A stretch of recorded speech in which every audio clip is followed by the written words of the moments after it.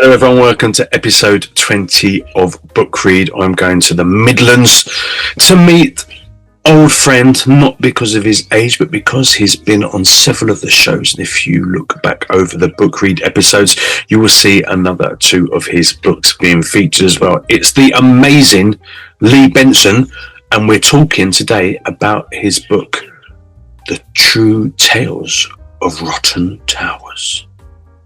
Let's go meet him.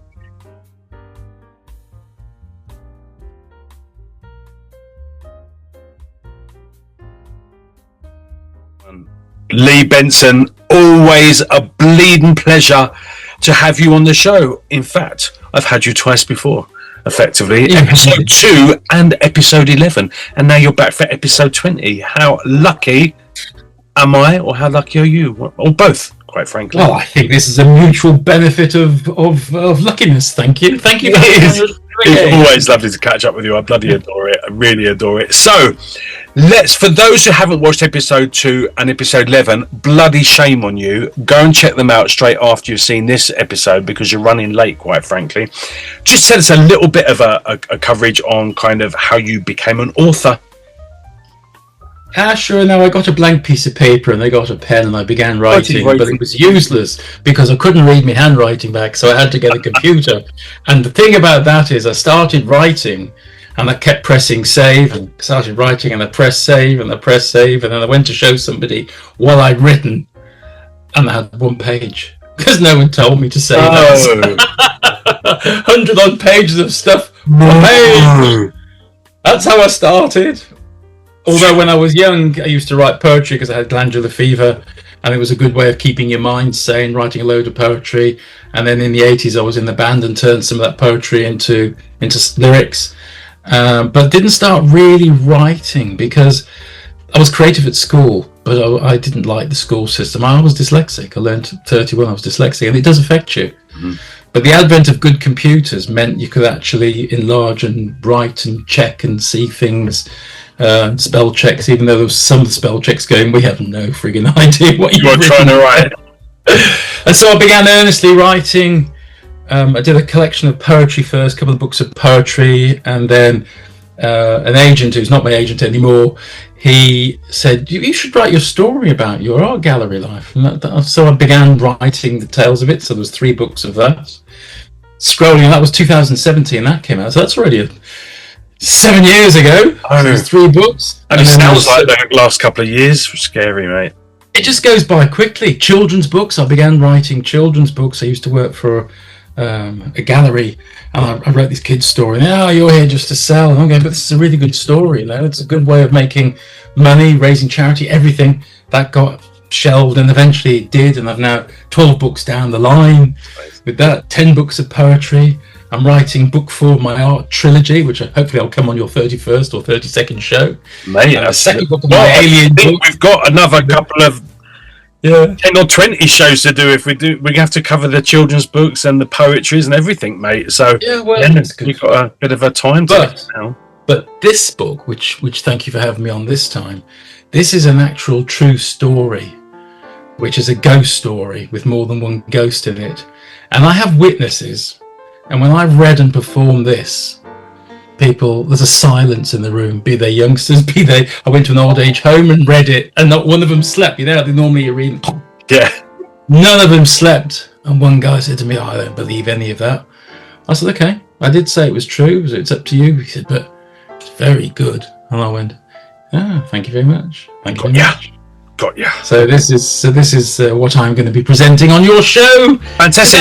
So, tell me, what's the name of the book? Do I get to have a sneaky peek? Yeah, it's called The True Tales of Rotton Towers. Ooh. Because I used to live on Rotton Park Road, Rotton Park Road, Rotton. And so we used to call the place the Towers. It's a double housed Victorian building converted into apartments. Wow. And I had the 2 downstairs, and on the night we moved in, things started going wrong. And lots of things happened, and I had to get a Ghostbuster in basically to calm the place down. Wow. And then a whole load of stuff. So I waited 5 years after I sold the apartment and released the story. As you do. As you do. And now all those people that have suffered the same fate can go, I bloody knew there was something wrong with this.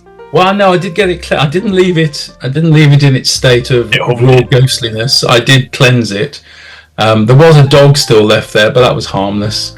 But the story and what happened, I have witnesses to this very day. They're all still alive. And so I thought I'd write it. I mean, I could have wrote a big novel, but actually it's a little short novella, because it is how I remember it.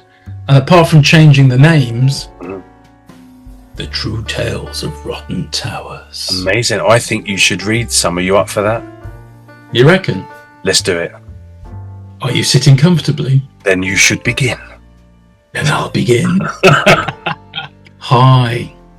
Do you believe in ghosts? Do you think they really go bump in the night?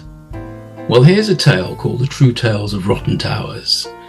And this is a little bit to start. I've often thought about why some people are able to see ghosts and some can't. Some think they can feel a presence or a sensation of something, but they're not quite sure. This tale beats them all. And in case you feel inclined not to believe me, I do have witnesses who would verify the noises and the strange occurrences that led to the sending back of these lost souls. It all started here. The two late Victorian properties were being renovated after many years of standing totally uninhabited. The buildings were a work in progress with no floors, no windows. One could walk and try to balance along old floor beams very carefully. The place had an air of upset about it. I don't like the vibe of this place, Pete said quietly. Oh, you don't like anything I pick, you're stubborn, said Emma. Every hair on Pete's arm stood up. When the two properties were finished, they'd become 10 modern apartments. But why should a half-wrecked building give off such a negative vibe? Emma had already decided that they were going to buy the property, and Pete didn't have a say in the matter. It was a large, high-ceiling Victorian apartment, open plan, with only 2 doors inside, excluding the double French doors to the rear.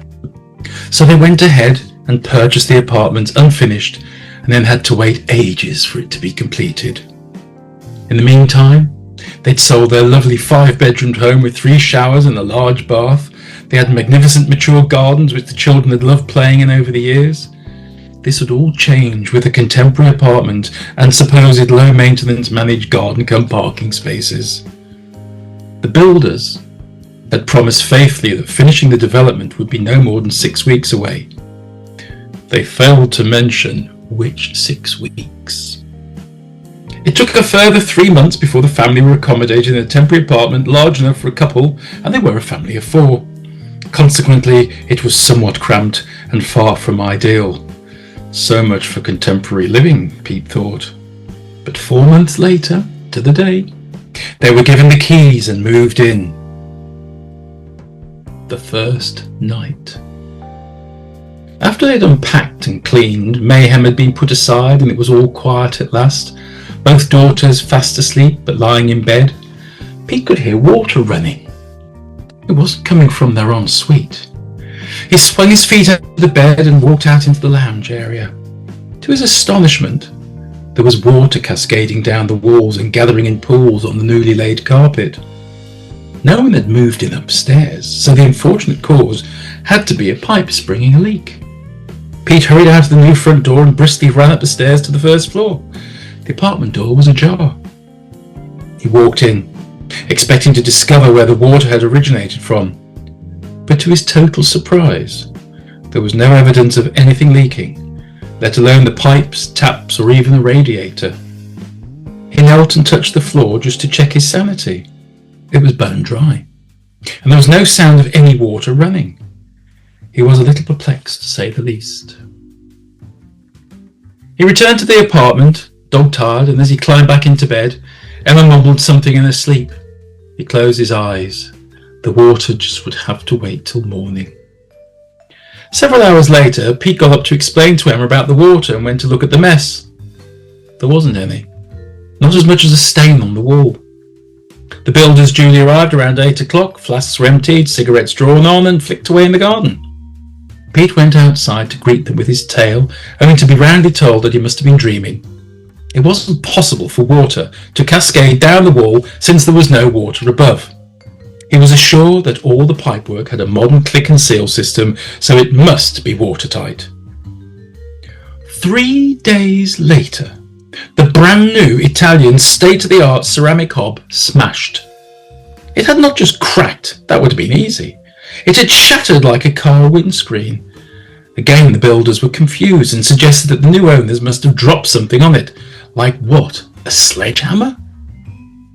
Then at 7 the next morning, Phoebe, my younger daughter, woke Emma. "Mama, I can't get to the orange juice for a drink. The fridge is covered in ice." Emma duly nudged Pete awake, and it was he who arose and went to sort out the drink for Phoebe. In the kitchen, Pete was astounded to find that the whole fridge was completely frozen over. The freezer compartment below had defrosted, and somehow the entire contents of the upper fridge had become imprisoned in ice. Pete's hairs on the arm stood to attention. He still disliked the vibe of the place, and the ever-growing list of disturbing events supported his gut instincts. Somewhere in the back of his mind he recalled having met a chap who specialised in cleaning houses and calming properties. He called it smudging. There was nothing to lose except for friends and his sanity, and he searched high and low and then luckily found the business card. Steve, medium and paranormal cleansing. He dialed from his mobile immediately, and Steve the smudger reassured Pete that he would visit that evening. When he arrived, he looked like a cross between Gandalf and the Wild Stallion. His long straggly hair exploded in all directions, and he wore an odd-looking brown cape. He'd come armed with crystals, herbs and potions, along with his petite wife who just walked past Pete and ventured around the apartment, nodding and tutting everywhere. Slowly, he removed his smudging stick and from his black Dr. Foster bag lit the dried leaves from an old petrol-filled Zippo lighter and proceeded to walk calmly and deliberately around the outer perimeter of the apartment. He muttered to himself whilst he left a trail of sage smoke behind him. After approaching 20 minutes, Steve sat down exhausted on the couch in the lounge, having filled the apartment with the smell of burning sage. He said nothing for a while, just stared at Pete until his wife quietly stated that Pete had the power. Some power, Pete thought. He paid what was asked and thanked them both, smiled and showed them through. "Bye-bye," he said. Approximately 1 hour after the couple left, Pete heard what sounded like a strong wind blowing outside the front door. But since their door was an inner door, Pete was mystified. He opened. It was thrown back with the sheer force of the tempest, and he admitted into the home. He battled out to the staircase, holding on tight to stop being blown over. The outer communal front door was closed, yet the wind gusted up the stairs. Why, he thought, to slowly climb up the stairs rather than head downstairs? He didn't know. He felt compelled. When he opened the door of the apartment above, he did not believe his eyes. He shut the door. Then he opened it again. The furniture spun round the room, elevated 3 feet off the floor. The room was freezing, yet the windows were closed. The curtains bellowed perpendicularly to the walls, and all the taps gushed, and every light was switched on. Pete knew this wasn't his imagination playing tricks. He had to be witnessing poltergeist activity. Downstairs again, Pete rang the strange cleansing man. Hello again, Steve. I think there's a real problem." He reiterated verbatim what he'd witnessed and experienced. Steve just laughed and said, "Well, I thought something might happen. Your home is safe, but you've stirred up the spirits.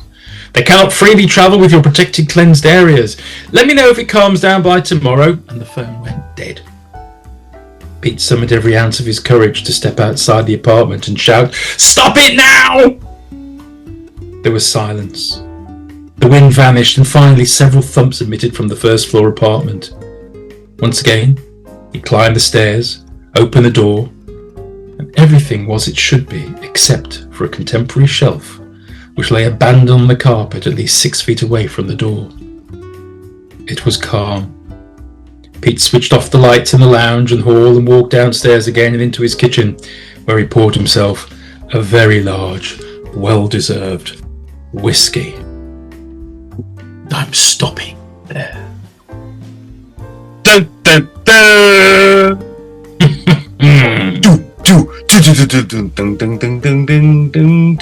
I'm not sure which clip to Oh, excuse me! Wash your mouth out. And Towers, maybe there could be a new soap opera in that. Who needs EastEnders when you got Rotten Towers? That was just the beginning. See, that's the fact that that's a true. I mean, like, you read it phenomenally. I love how you interpret like books and everything, and it's really, really cool. But to also think that this is actually a true tale is like, oh my goodness, mate. That's a bit. I just changed the names, and it continues. It continues. Well, people at home, I think you need to be checking out J-Files episode, I think it's episode 6 or episode 7, but you do need to be checking that because you get a little bit more of the personal touch as well into that real experience. That's amazing. How do you kind of, because obviously you know you're a sensitive man to spirit and to stuff like that. You know, we've talked about kind of your sensitivities over the, you know, the past shows that we've kind of done and stuff. How do you sleep at night? Good song there, John Lennon. I've seen ghosts since I'm a kid and just have to accept it. When I used to say to my dad I've had this experience, he would say, don't talk to me, don't talk to me, don't talk to me. Very much not a spectral person. I remember once as a kid, I saw a whole load come into my bedroom. They were like having a meeting, and you know, as a kid you you get up and I went across the landing to my parents. There's ghosts in my room. Don't be silly, you're just having a bad dream. And then of course when they remake the bed for you, don't you? As a kid you put into it and then they tie down everything so tight that you can't move. Yeah, and I'm looking going, they're still here, and they're all talking, and eventually I sort of go to sleep, and they've just been part of my life. Every house apart from this one has had ghosts. I've seen ghosts just walking in the street. When I was in Winchester, went to a friend's anniversary party, and you walk in and you see all these old soldiers, all there from, like, you know, medieval times, and so I just have to accept it as the norm. I don't interfere with Ouija boards. I used to do tarot readings spot on, and it was almost like not me. And sometimes when I play the piano, I can't talk because I'm just playing and I don't know what I'm playing. It's like you're just channeling almost. I mean, it's channeling. It's, you know, it's. Yeah, I've had that one song like that, which was actually I'd heard this piece of classical music on MySpace back in the day, and I've never been so desperate to write a top line melody and lyric for anything I've ever heard before. Like, to a stage where I was crying up, and I thought, I've got to do it. I wrote it, and it was about, my dad had passed probably about 10 years earlier, and it was almost about it was called Gladness Crawling, and it was about how sometimes normal life just crawls back to normal. It takes a while to adjust and evolve and everything, but it kind of comes back to normal. But can you hear my dogs? Woof woof. No, it's quiet. Oh, really? They're barking silently. Oh my god, they're going crazy out the front. But yeah, so I kind of... Your mics are working then. Yeah, really. I'd written this song within literally 5 minutes, and I'd already put a rough demo down on a little dictaphone, went to studio next day, recorded it, drove to London from Devon. By the time I got to London, the composer in New Zealand had already received it and said, it's your song. Oh, wow. Yeah, and I'm 100% sure that song was complete. I've never thought of a lyric, a melody, or anything. I'm 100% sure that was a complete channeled song as well from my dad. Unbelievable. Wow. Different experience, though.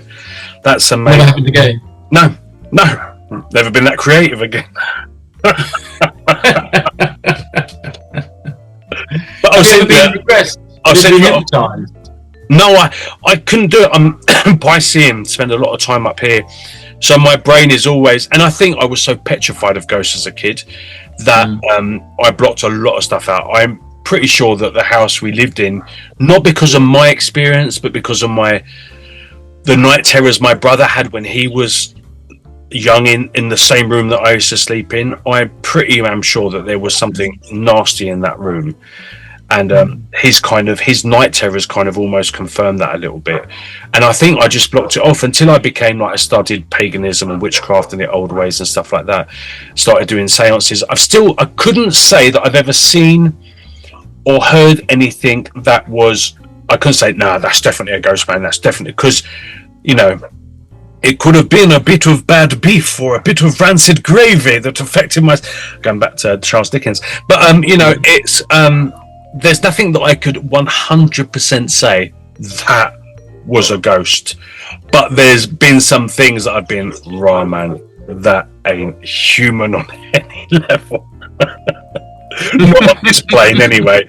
So, and I think maybe I've been a little bit too scared, a bit of too much of a scaredy puff to actually open up completely. But I've done exorcisms, I've done loads of seances for people to meet guides and stuff like that. So I kind of worked in and around spirit, but I haven't really. It's funny actually, I was sitting with a friend of mine on the balcony here, so I'm in the middle of nowhere in the Mexican mountains in a cabin, sitting having a cup of hot chocolate, watching the stars, and my godmother, beautiful woman, loved her to her bones, she was passing, and I'm sitting out on the balcony and we're chatting with my mate, and all of a sudden the light goes on. I went, she's gone.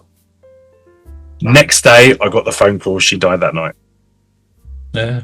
So you have it there, you just channel it out of you. Yeah, I'm a bit lazy. I'm not good at working things on my own. So when I was working like in a magical working group in Glastonbury, I was, you know, doing things that I never dreamt possible. Well, don't mix with the Ouija board. That's all I'm telling you. Well, if you're a weak-minded person, let me tell you, it can cause chaos. So actually, yeah, I don't know. It's not a game. I've got a story about that I'll tell you offline. But yeah, it's not a game and should be treated. When you call anything into being, you have no idea what you're calling him. To use a Ouija board and to say, is anybody there? It's like opening the door to the bleeding Harrods sale on Black Friday. Like, you are literally calling in every single thing that is possibly wanted to. But I will tell you my story off air as well, because I don't encourage anyone to use the Ouija board. No, don't use the Ouija board. I recently interviewed, you'd love her on your show as well, Carol Carlton, her name is. And she's not got back to me, but let's go back to it. She's been in Ireland, I think. But we were sitting there talking in this beautiful old museum in Bewdley, and although there was lots of laughter, it was a very serious conversation. But she goes, well, I do all this, you do all that. I said, yeah, I've been doing that for like a couple 100 years, and all this sort of stuff. We just hit it off so well. But she is in practice from being a very good Christian lady, as she says, to following the old ways, and to helping, but you help yourself, and all the stuff. And I'm going, all this stuff that she was telling me, I'm going, I've been doing that all my life without putting a label on it.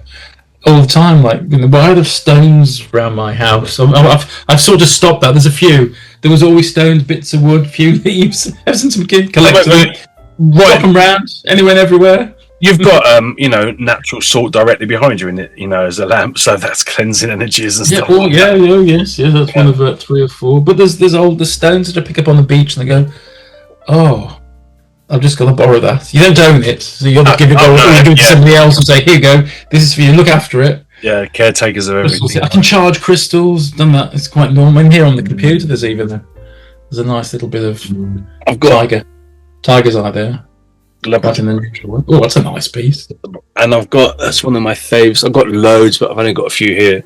Nice bit of lapis. Oh, because in Mexico there's lots of. I mean, that's a nice. I actually got the lapis from. I bought the lapis in. I can't remember if I got it in India or Egypt, and the Labradorite, whatever you want to call it. I got that from. That was a gift actually when I moved to Mexico. So yeah. How do you charge them up though? Full moon. Oh.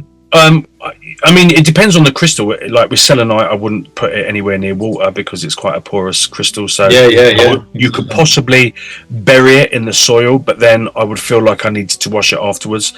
So with the selenite and stuff like that, I will literally just put it out in the full moon. With these ones, I will put in a salt bath before, and on the night of, so you've got 3 days before a moon, 3 days after a moon.